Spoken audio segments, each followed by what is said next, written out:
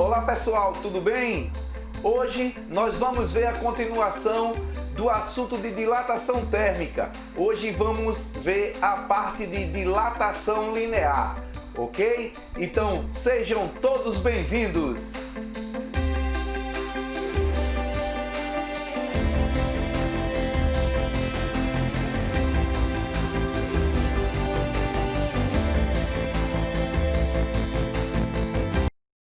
Então vamos lá.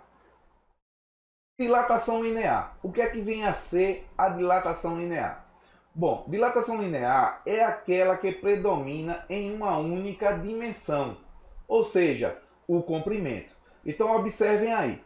Temos aí uma barra, tá certo? Essa barra, ela tem um comprimento inicial que é chamado de Li, tá?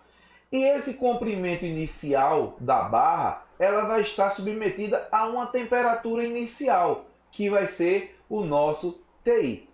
A partir do momento que essa barra começar a ser aquecida, tá? Ela vai dilatar o seu comprimento. Dilatou o seu comprimento. Então nós temos agora o comprimento final, tá? E esse comprimento final também vai nos dar uma temperatura final. Pois bem, a essa temperatura final e a essa temperatura inicial, nós temos uma variação de temperatura, que vai ser chamada de ΔT, que é a temperatura final menos a temperatura inicial. A partir daí, nós vamos observar que essa barra ela aumentou o seu comprimento. E aquele pedacinho ali que aumentou, tá? Esse pedacinho aí que foi aumentado, nós chamamos de variação do comprimento, que vai ser o ΔL, tá? A variação do comprimento, que é dado por comprimento final menos o comprimento inicial. Então nós temos aí, ó, em que, tá? O nosso ΔL é a variação do comprimento ou isto é, a dilatação linear da barra, tá certo? Então, nós vamos encontrar em questões dilatação linear da barra ou então variação do comprimento. E também nós temos aí o ΔT, que é a variação da temperatura já dita anteriormente, tá? Então, ó, experimentalmente verificou-se que nós temos aí o ΔL é diretamente proporcional ao comprimento inicial Li. Observe, se o nosso Li, que está aqui, ó, o nosso Li está aqui, certo? Esse Li é o comprimento inicial da barra, é essa barra aqui, inicial, tá? Então, se ela começa a ser aquecida, ela aumenta o seu tamanho, então ela aumenta a sua variação. Cada vez que ela aumenta o tamanho aqui, a variação vai aumentando também. Então, por isso que ela é diretamente proporcional, ok? Temos aí também que ΔL é diretamente proporcional à variação da temperatura ΔT. Por quê? Porque também, a cada vez que a temperatura aumenta, a variação também vai aumentar. E, por fim, temos aí que ΔL depende do material que constitui a barra. Por quê? Cada material que vai ser aquecido, ele tem um coeficiente de dilatação, em que uns se dilatam mais do que o outro a uma determinada temperatura, ok? Então, prosseguindo aí, nós vamos ter aí, a partir dessas relações, podemos escrever. Então, nós escrevemos aí a fórmula, tá? Que vai ser ΔL igual a Li vezes alfa vezes ΔT. Esse alfa aqui, ó, esse alfa aqui vai ser o coeficiente de dilatação linear do material que está sendo constituído, tá? Então nós temos aqui a variação do comprimento, tá? A variação do comprimento, temos aqui o comprimento inicial e temos aqui a variação da temperatura. Então, ó, em que alfa é uma constante característica do material que constitui a barra, denominada de coeficiente de dilatação linear. A unidade de alfa é o inverso da unidade de temperatura. Tá?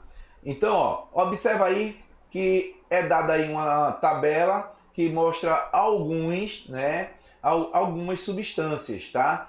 Então, dentre essas substâncias, temos aí o chumbo, o alumínio, o ouro, o ferro, platina, e ao lado nós temos o coeficiente de dilatação de cada uma dessas substâncias, tá certo? Isso aí vai servir para nós fazermos os cálculos mais para frente, tá? Nas próximas aulas nós já vamos trabalhar fazendo os cálculos.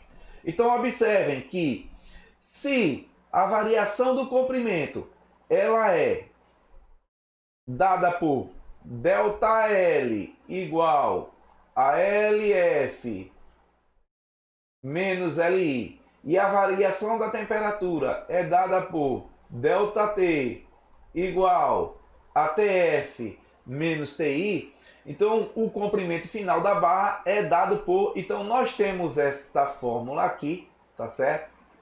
Que ela é obtida através desses valores aqui, tá? Desses valores aqui, que vão ser substituídos nesta formulazinha aqui. Aí nós vamos ter essa fórmula de baixo. Portanto, se nós calcularmos com a fórmula lá de cima ali, aquela primeira, então nós já estamos fazendo os cálculos e dá tudo certinho, tá? Mas se quiser fazer pela de baixo, nós faremos também. Então, ó, observe o seguinte, levando em conta os valores dos coeficientes de dilatação e a fórmula que rege o fenômeno, podemos, a partir da tabela mostrada anteriormente, fazer um quadro comparativo da dilatação dos vários materiais. Consideremos para tal barra de comprimento inicial Li igual a 1 metro e uma variação de temperatura ΔT igual a 100 graus Celsius. Então é como eu tinha falado anteriormente.